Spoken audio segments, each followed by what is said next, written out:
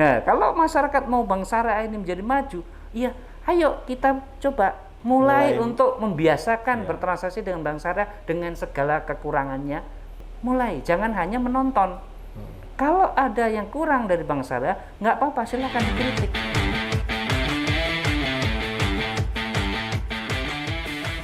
Di kesempatan kedua kali ini, Pak Cahyo, saya ingin kita ngobrol-ngobrol sedikit lebih ringan, ya, kaitannya dengan lingkup sehari-hari banget, terutama kondisi keuangan masyarakat yang mencoba bertahan di era pandemi. Yeah. Nah, terutama di level industri UMKM menengah ke bawah, gitu. Gini, kalau kami boleh tahu Pak Cahyo ya, rata-rata masyarakat ini mendekati perbankan itu kan cenderung selalu pinjem uang, gitu Pak Cahyo. Nah, saya pengen dengar sendiri dari Pak Cahyo. Kebanyakan masyarakat itu dekat dengan perbankan, rata-rata apakah memang terutama di pandemi ini, karena memang untuk menumbuhkan industrinya atau usahanya, atau lebih banyak lebih kepada pinjaman konsumtif. Gitu. Ini ringan banget nih Pak Cahyo. Jadi kan umum nih kondisi pandemi sekarang. Betul. Pertanyaannya ringan, jawabnya berat. Karena kan saya harus nanya satu-satu. Nah, satu-satu masyarakat kira-kira gimana ini. Namun secara umum situasi sekarang itu kan masyarakat mesti survive dulu. Yeah. Survive itu paling enggak ada dua. Yang pertama survive dari sisi person. Ya, yang kedua survive dari sisi bagaimana memperoleh penghasilan. Ya, ada person itu manusia ya, manusia kan punya kebutuhan jasmani dan rohani. Dan memang dengan situasi semacam ini di mana banyak usaha kecil yang kemudian terpuruk, akhirnya pengusahanya tidak memiliki penghasilan. Nah, ini juga menjadi persoalan. Nah, bagaimana industri perbankan bisa berperan di dalamnya? Sebenarnya kalau kami kami artinya kita bicara perbankan syariah, sebenarnya itu justru menjadi satu poin penting peranan daripada bank syariah dengan memanfaatkan sumber-sumber pendanaan yang berasal dari dana-dana sosial seperti dana zakat, infak, dan sodako yang bisa disalurkan melalui bank. Ya, kemudian bank bisa menyalurkan kembali kepada masyarakat. Nah, ini dalam bentuk produk-produk. Produknya ini yang produk syariah. Oh. Ya, produk syariah. Jadi bukan pinjam uang. Oh. Karena pinjam uang sekali lagi kalau di syariah jelas pinjam uang itu boleh. Tapi pinjam uang di dalam syariah itu menggunakan akad al-qardul hasan. Katanya pinjaman yang tanpa tambahan apapun. Oh, okay. Jadi kalau ada orang utang ke bank, jatuhnya pinjam uang, mau utang 1 juta balik juta, gitu. Tidak boleh ada tambahan apapun. Dan itu bisa dilakukan oleh bank, baik dari dana internal bank maupun dana-dana sosial di masyarakat. Nah, satu hal itu. Yang kedua, bank itu punya keahlian di sisi keuangan. Karena bank tadi sudah biasa, ya, kita sudah terbiasa untuk mengikuti rule-rule dalam aturan-aturan yang berlaku, maka termasuk dalam aturan keuangan gitu, ya, bank itu punya kemampuan di situ. Tapi seringkali itu tidak dimanfaatkan oleh masyarakat, tidak dimanfaatkan atau bank sendiri juga malas membantu masyarakat. Contoh begini. Oh, ada juga situasi seperti itu? Oh, ada. Justru itu jadi kalau menurut pendapat saya itu adalah kunci pokok kesuksesan dalam hal pembiayaan atau kalau di konvensional kredit ke bank. Tapi memang ini kan masalah mindset. Adalah masalah mindset yang mana juga harus juga kita coba pelan-pelan berubah. Di mana bank selama ini barangkali yang terpikir adalah cuma ngutangi uang, yang beri pinjaman terus nungguin angsuran tiap bulan, tanpa mau tahu kondisi daripada nasabahnya. Ya, betul. Apakah setelah diberi pembiayaan atau kalau konvensional kredit tadi menjadi lebih baik atau makin terpuruk? Apakah dana yang diberikan itu tadi digunakan sesuai dengan yang disampaikan atau direncanakan? Tidak, itu nggak pernah aware. Quote unquote kebanyakan, tapi mudah-mudahan enggak gitu kan. Tapi memang mindsetnya hanya memberi utangan, setelah itu nungguin angsuran, itu yang kemudian terjebak pada situasi bank ini akhirnya hanya hanya menjadi istilahnya debitur dan kreditur, lender and borrower. Nah kalau sudah masuk ke sana, yang ada dalam satu situasi sulit oleh di sisi nasabah, maka bank pasti juga terimbas. Nasabah misalnya tadi diberi utang, kemudian harusnya digunakan untuk usaha, ternyata untuk konsumtif, akhirnya usahanya tidak terjadi, yang harusnya itu bisa buat ngangsur, akhirnya nggak bisa. Bank juga akan mengalami kredit macet, pembiayaan bermasalah, kena gitu. Jadi maksud saya dalam hal ini apa yang bisa dilakukan oleh bank? Ayo kita coba sama-sama melihat ke masyarakat, lihat ke masyarakat, apa sih keperluannya, apa sih kebutuhan realnya. Kalau memang bentuknya adalah uang, dalam pengertian uang untuk modal kerja, apakah harus selalu diberikan dalam bentuk uang? Gitu kan? Ya, padahal sebenarnya uang itu kan, oh iya Pak, saya buat modal kerja, misal tukang mie ayam, butuhnya ya untuk beli bahan baku, mie, ayamnya, kegiatan operasional dan sebagainya. Apakah nggak bisa kita berikan dalam bentuk barang, jangan uang? Kalaupun nggak bisa semua, ya sebagian besar. Karena ketika diberikan dalam bentuk uang, kita sulit untuk mengontrol. Oke. Iya kan? Sulit untuk mengontrol apa betul untuk sana tidak. Karena gitu. Godaannya banyak banget. Karena bentuknya uang. Iya. Bentuknya uang. Tapi kalau bank syariah menghindari itu sebenarnya. Menghindari itu. Jadi kalau mau modal kerja mie ayam, ya diberikan bentuknya gerobak. Baik. Iya kan? Makanya jual beli gerobak. Ya kan? Bahan baku ya jual beli bahan baku. Bukan jual beli uang lagi. Dengan demikian tidak terjadi namanya side streaming atau penyalahgunaan penggunaan dana. Baik. Gitu. Dan itu menurut pendapat saya dan pengalaman saya, itu adalah salah satu case sukses ya dalam hal pembiayaan atau perkreditan di sebuah bank. Gitu. Jadi side streaming itu adalah penyakit yang utama, penyakit utama kegagalan daripada pembiayaan. Gitu. Baik, saya lanjutkan Pak Cahyo. Tadi saya menyimak bahwa ada satu kasus di mana konsumen atau nasabah itu selain tadi menyalahgunakan yang harusnya rencananya A ternyata beralih gitu ya. Itu udah fakta umum Pak. Kadang-kadang godaannya memang banyak banget. Tapi yang kedua yang saya mau coba dalami adalah perbankan syariah atau bank syariah itu melakukan pendampingannya itu kira-kira sampai sejauh mana Pak kepada nasabah? Ya, itu pertanyaan juga mudah ditanyakan, susah dijawab, bukan apa-apa. Karena begini, kembali kepada mindset bahkan mungkin budaya masyarakat sekarang. Ketika melihat bank pasti utang uang tadi loh. Iya itu. Ketika ke sana maka bank tuh nggak perlu dampingin. Nggak perlu dampingin. Buat apa dampingin? Oh nanti balikin utangnya kok, gitu. Itu yang harus dirubah. Satu hal itu. Yang kedua, kalau kita sudah bergeser dari utang uang ya kepada yang lebih real maka bank itu akan memilih, mana sektor usaha, mana profesi atau mana segmen yang memang dia mampu. Tidak semuanya setiap orang datang dikasih uang, tidak. Jadi misalnya ada bank yang memang jago di pembiayaan perumahan, dia akan fokus di situ. Fokus di sana. Ya, kenapa? Dengan begitu dia bisa membuat skema-skema atau produk-produk yang kemudian menjadi lebih advance, lebih baik untuk banknya maupun untuk konsumennya. Kenapa? Loh, bisnis itu pasti ada keuntungan di dalamnya. Betul. Nah, keuntungan itu tidak hanya dinikmati misalnya kalau perumahan hanya developer atau enggak. Bisa kita bagi untuk nasabah, bisa kita bagi untuk bank. Yang selama ini mungkin bank juga nggak sadar, gitu kan? Hanya kasih utang, bayar pokok dan bunganya. Ya, habis itu sudah. Nah, itu juga terjadi di misalnya perkebunan, perikanan, pertanian, industri, semua bisa. Ya, jadi maksud saya bahwa pendampingan yang kita lakukan memang akhirnya pendampingan yang seharusnya adalah yang betul-betul dikuasai oleh bank.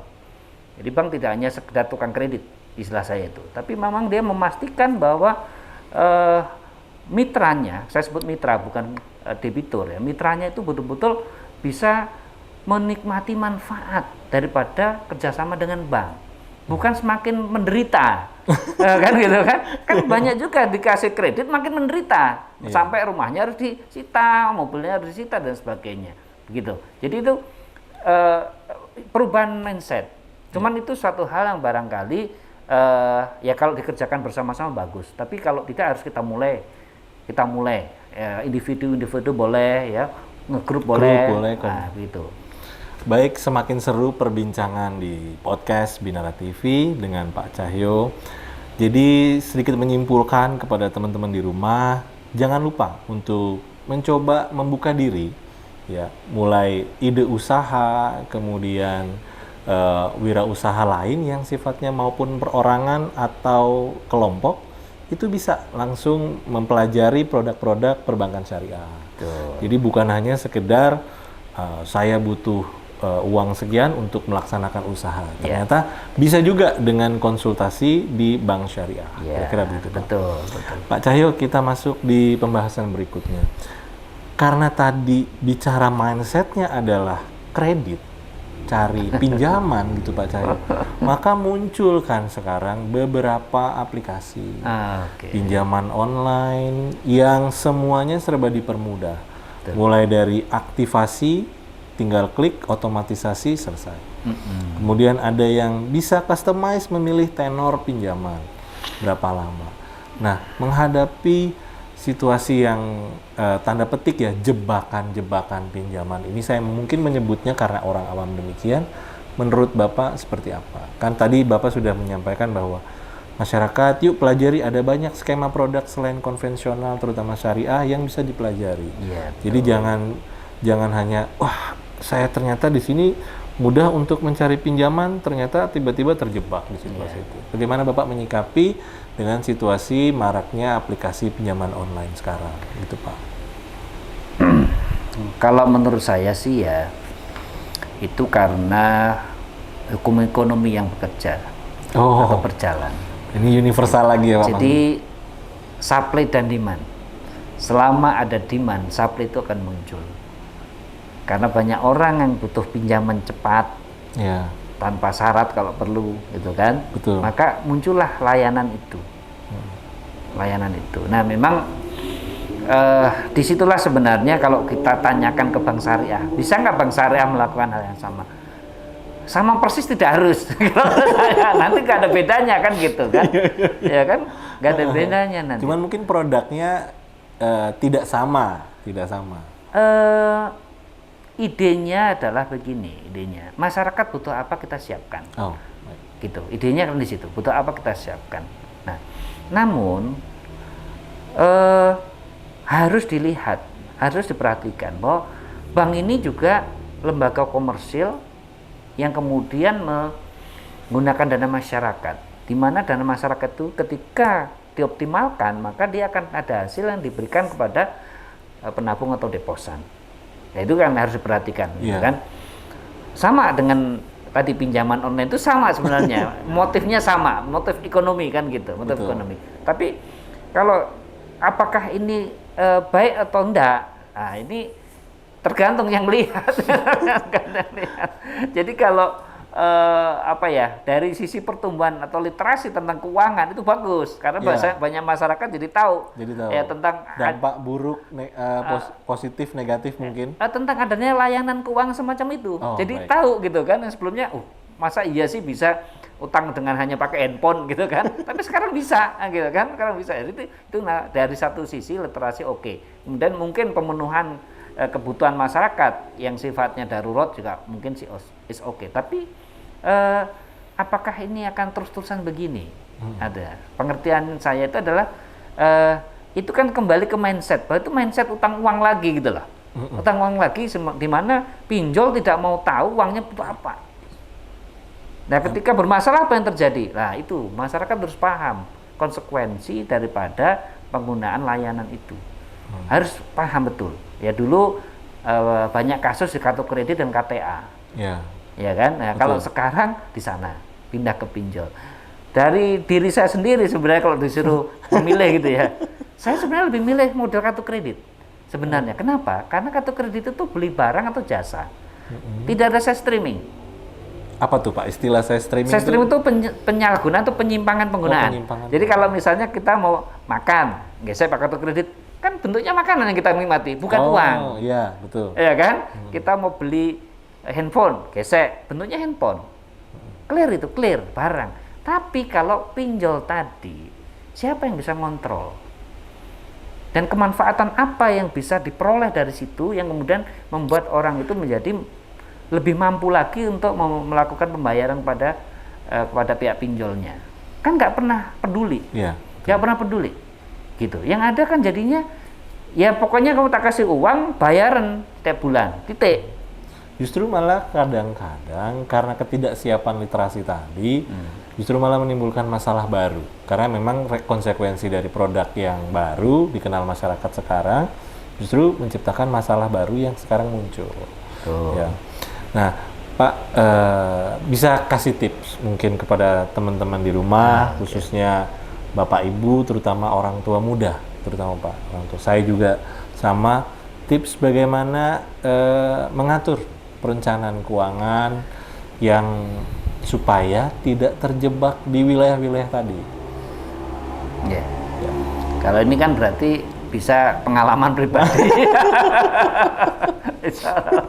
Namun begini, pada prinsipnya, kalau kita mau mengatur sesuatu berarti ada yang diatur dong, Mas. Iya, betul. Kalau mengatur keuangan berarti ada uangnya. Berarti kita harus tahu, ya, harus tahu uang itu dari mana, ya toh, terus mau kemananya, gitu. Kalau nggak ada dari mananya, apa yang diatur gitu kan? Artinya apa? Mesti ada penghasilan, gitu. Jadi mau nggak mau, kita itu harus punya penghasilan. Tapi penghasilan yang halalan toyiban, mubarokan, lah gitu ya. Jadi dari situ maka kita bicara tentang mengatur bahasa Inggrisnya memanage, mengelola, gitu kan? Berarti ada paling nggak unsur planning, organizing, executing, and controlling kan gitu, kan gitu kan? Ya PWAC harus ada kan, jadi merencanakan mau dari mana asalnya, terus mau dikemanakan dananya, itu harus diatur. Jadi sedikit atau banyak uang itu kalau nggak diatur dengan baik, itu pasti juga manfaatnya kurang bisa dirasakan. Itu sudah bisa kita lihat contoh-contoh, misalnya barangkali ada di keluarga kita atau tetangga kita atau teman kita ada. Tapi bagaimana yang pendapatan ini masih kecil, gitu kan? Kemudian memberi kemanfaatan, ini yang menarik, ya kan? Menarik. Artinya, misalnya kita punya gaji, berarti kita mesti memplanning. Kalau anggap aja gaji kita UMK, 4,6 juta misal.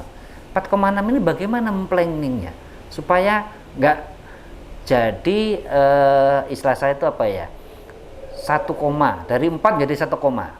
Apa tuh Pak istilah? Iya, pada tanggal 1 jadi koma.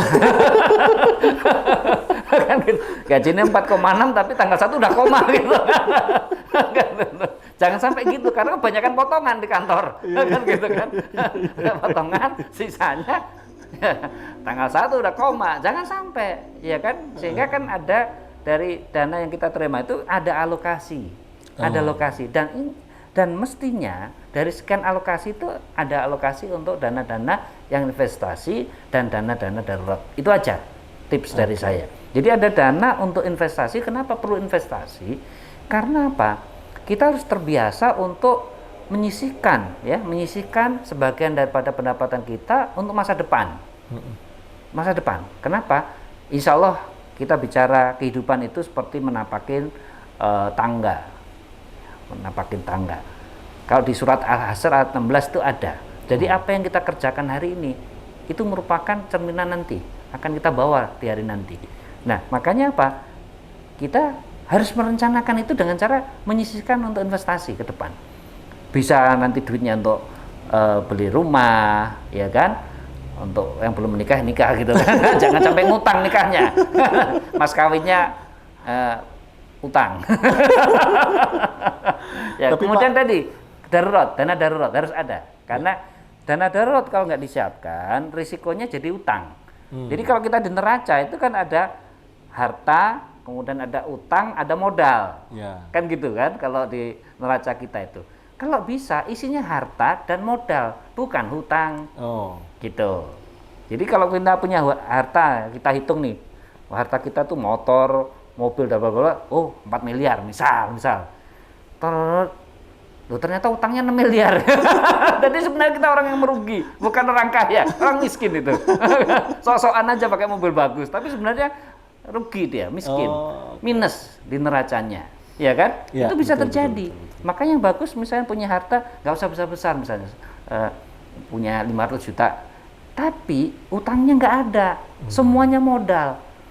Ya, hidupnya jadi lebih tenang gitu kan. Loh Pak, kalau gitu bank jadi nggak laku. Oh bukan itu nggak ada hubungan dengan bank. Bapak bisa deposito di tempat saya kalau duitnya benar ya. Kan gitu. Jadi mesti begitu. Ada sisi perencanaan, sekali lagi ya saya ulang ya, selain kebutuhan konsumsi tiap hari, itu juga kita harus siapkan, alokasikan untuk investasi dan dana-dana yang darurat. Itu tips dari saya. Berapapun jumlahnya, orang yang punya tabungan itu bukan orang miskin kalau saya bilang. Gitu kan? Orang punya tabungan itu bukan orang miskin. Berapapun jumlahnya, gitu.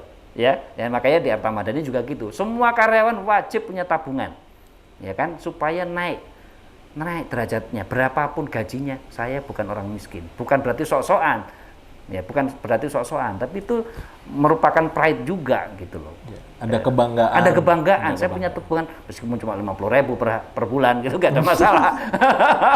Artinya beban hutang itu justru malah ya membuat orang tuh menjadi gelisah, menjadi justru malah tidak logis menempatkan bagian mana yang kira-kira ini menjadi investasi untuk saya. Baik Pak Cahyo, di penutup pertanyaan kita, jadi Politeknik Bina Madani memiliki program studi yang juga akan berelasi dengan perbankan seperti akuntansi, manajemen pemasaran internasional, dan desain media. Kami betul-betul concern terhadap kompetensi sosiopreneur dan pendampingan siap kerja. Nah, mungkin menurut Bapak Cahyo, mohon bisa diberikan tips nih Pak, bagi mahasiswa yang hal apa yang kira-kira bisa disiapkan oleh mahasiswa ketika mereka akan nanti bekerja, kemudian kuliah, justru malah ada minat untuk berwirausaha. Mungkin Bapak bisa memberikan tips. Rekan-rekan ya, saya rasa kita paham semua bahwa memang belajar, mengikuti pendidikan formal itu merupakan sebuah kebutuhan. Maka mengapa demikian? Karena pada saat kita di dunia yang nyata ya, dunia pekerjaan, baik itu sebagai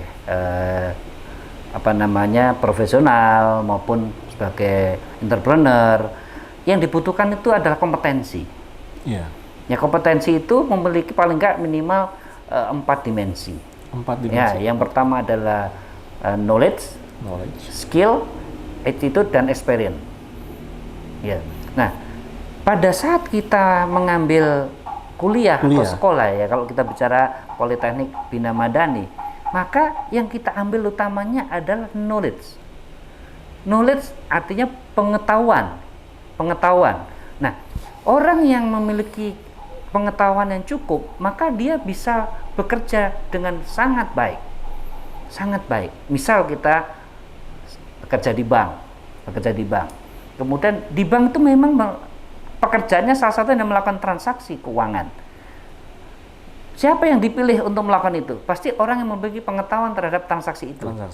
Ya kan? Betul. Apa ilmu yang dipersyaratkan, salah satunya adalah kemampuan di akuntansi.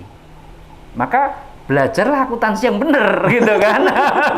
Jangan sekedar lulus gitu kan, tapi akuntansi yang benar, jadi betul-betul memahami. Terlatih. Nah, memang di dalam dunia pendidikan ya formal itu sisi skillnya masih belum banyak terbangun. Ya kan, belum banyak terbangun. Betul. Ya kan, belum praktek secara live gitu kan. Sehingga knowledge dulu itu yang harus betul-betul matang. Nah, kemudian masuklah dunia pekerjaan atau dunia wirausaha, yang mana itulah muncul yang kedua, skill dan experience. Mempraktekkan apa yang sudah dipelajari. Betul, skill and experience, ya kan? Karena berulang-ulang, ada pengalaman, nanti muncullah sebuah yang terakhir namanya attitude, sikap kerja. Gitu, sikap kerja. Nah, sikap kerja ini penting. Mau jadi profesional, mau jadi karyawan, mau jadi entrepreneur. Nah, kalau entrepreneur males-malesan, ya gimana? Ya nggak akan sukses. profesional juga demikian, gitu, sama semuanya. Jadi itu akan terbangun dalam satu titik namanya attitude, sikap kerja. Nah, sekali lagi kalau kenapa pendidikan formal seperti di Politeknik Bina Madani ini penting, karena menjadi salah satu bekal untuk meningkatkan kompetensi, dan itulah yang kemudian akan membedakan antara kita dengan barangkali orang lain yang tidak memiliki kompetensi yang sama dengan kita. Jadi ada competitive advantage yang kita miliki, yang kemudian disitulah value kita akan naik. Gitu kan, betul. Value kita naik. Jadi kita mau kemana saja kalau memiliki value, maka orang melihatnya akan berbeda dengan, mohon maaf, value-nya lebih rendah. Istilah saya begitu. Rendah itu bukan berarti jelek, tidak. Itu kan masalah tergantung disiplin ilmu dan sebagainya. Tapi kita akan memiliki sesuatu yang berbeda. Ini penting. Penting. Kenapa? Lah, itu yang diperlukan oleh siapapun yang kemudian berinteraksi dengan kita. Gitu. Orang akan dipilih. Kenapa harus memilih saya? Ya kan? Atau memilih Mas Amri. Pasti ada sesuatu yang competitive advantage-nya berbeda. Gitu, kira-kira begitu gitu. Baik Pak Cahyo, terima kasih atas berbagi pengalaman dan juga tips kepada teman-teman di rumah. Bagi kalian yang berkeinginan kuliah dan tersedianya jaminan kerja di bidang akuntansi, manajemen pemasaran internasional, dan desain media, daftarkan dirimu sekarang juga di Politeknik Bina Madani atau Poltek Bima.